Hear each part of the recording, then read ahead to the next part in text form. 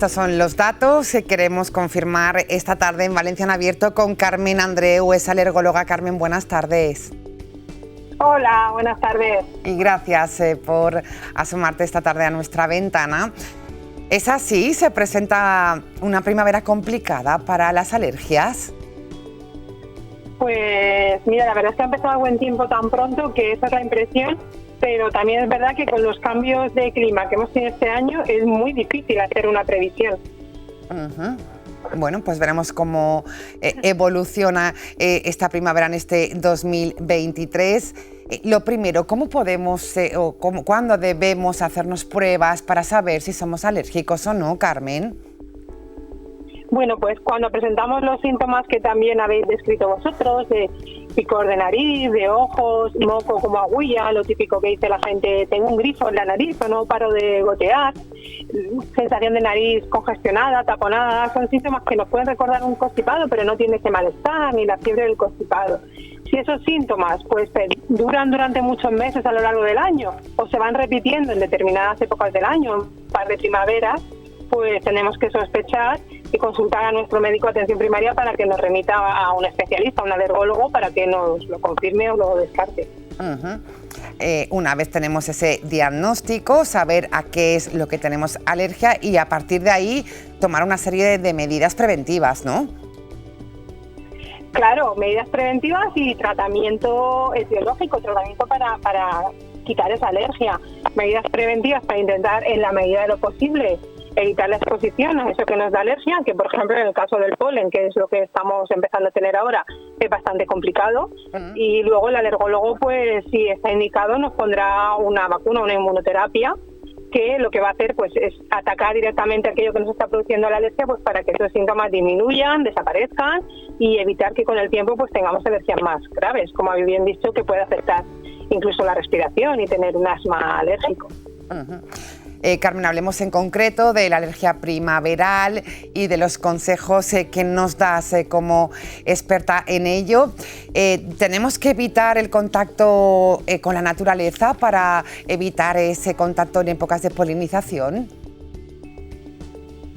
A ver, yo siempre digo que la alergia no debe controlar nuestra vida, sino que nosotros debemos controlar la alergia. Entonces, vivimos en una zona privilegiada y tenemos que aprovechar el buen tiempo que tenemos durante casi todo el año. Pero, pues, pequeñas medidas, por ejemplo, los días que haga mucho viento, intentar evitar salir al aire libre y cuando salgamos al aire libre o disfrutar de actividades al aire libre, podemos utilizar gafas de sol, podemos utilizar mascarillas, las FFP2, sirven para protegernos y para que no respiremos esos granos de polen que nos dan alergia, tener las ventanas cerradas y ventilar mejor hacia el mediodía para intentar que no entren mucho los niveles de polen. O sea, tomar una serie de medidas que nos ayuden un poco a controlarlo. Bueno, pues importante estos consejos también en el hogar, precauciones a la hora de ventilar en horas del sol, cómo utilizamos también la aspiradora, la ropa, son pequeños consejos, ¿no?, para evitar empeorar en estas alergias de primavera. Sí, tienes toda la razón. Por ejemplo, la aspiradora no es mucho mejor que barrer para no levantar el polvo, porque claro, al entrar por las ventanas en el polvo va a haber, bueno, si eres alérgico a los ácaros del polvo, van a estar en el polvo de casa o el polen que ha entrado por la ventana. Entonces siempre es mejor pues aspirar, pasar un paño húmedo en lugar de un plumero o un paño seco para no dispersar las partículas en el ambiente. Y luego otra cosa que nos puede también ayudar es consultar la página web de la Asociación Valenciana de Alergia, porque ahí podemos ver los niveles de polen que hay en el ambiente y nos puede servir un poco pues para llevar más o menos precaución. Claro, y decías el tema de la mascarilla, porque claro, ¿cómo pudimos con esta mascarilla evitar, ¿no?, complicaciones relacionadas con el polen? Vimos que era un instrumento eficaz y que ahora debía ser recomendable, ¿no?, para las personas con problemas.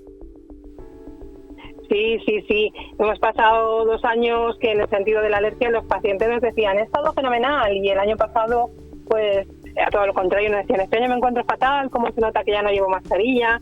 Entonces, bueno, pues no tiene que dar ninguna vergüenza ni ningún apuro llevar mascarilla. Si vemos que en el ambiente hay polen o que sabemos que estamos con síntomas, pues mejor utilizarla y reducir al máximo la exposición y poder hacer una vida lo más normal posible. ¿Vamos poco al alergólogo? ¿Deberíamos tener más cultura en este sentido, Carmen? Pues me gusta mucho tu pregunta, la verdad, sí, creo que sí. A ver, al menos un 25% de la población tiene algún tipo de alergia, entonces sí, creo que hay que consultar porque además nuestros tratamientos, como te he dicho antes, sirven para evitar tener una alergia más grave. Entonces es importante consultar por el grado antes, que se nos haga un estudio por el alergólogo. Bueno, en el caso de la alergia ambiental, por supuesto, en caso de alergias a alimentos, a medicamentos, a picaduras de abejas, de avispas, ahí estamos nosotros para ayudar en todo lo que podamos. Así es. Decías que es un 25% de la población. ¿Han aumentado las alergias? Carmen, ¿tenéis este dato debido a quizás una mala alimentación o a los niveles de estrés que llevamos? ¿Esto repercute también? Sí, los estudios epidemiológicos que se van haciendo van viendo que cada vez va subiendo, incluso se estima que llegará un momento que al menos, y no muy lejano, que al menos un 50% de la población va a tener algún tipo de alergia. Influye el estrés, influye nuestra alimentación, la microbiota, las bacterias buenas que tenemos en nuestro aparato intestinal, influye muchísimo la contaminación. Las partículas diésel favorecen el desarrollo de alergia y que los alérgicos tengan síntomas. El cambio climático, como te decía antes, este año el polen de ciprés, por ejemplo, que debía estar en febrero, se ha retrasado porque en las épocas que tenía que hacer frío, como noviembre y diciembre, no hacía frío, en febrero ha hecho frío.